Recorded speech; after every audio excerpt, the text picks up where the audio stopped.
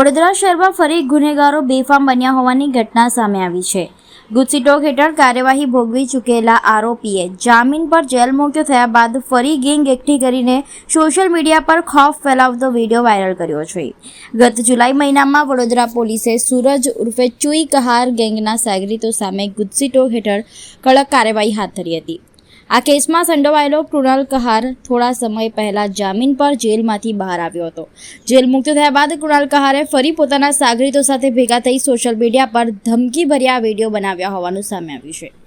વિડીયોમાં અમારો વનવાસ પૂરો થયો, પોતાને શિકારી સમજતા તમામને મારી નાખીશું જેવા શબ્દોનો ઉપયોગ કરીને ખુલ્લેઆમ દહેશત ફેલાવવાનો પ્રયાસ કરાયો છે।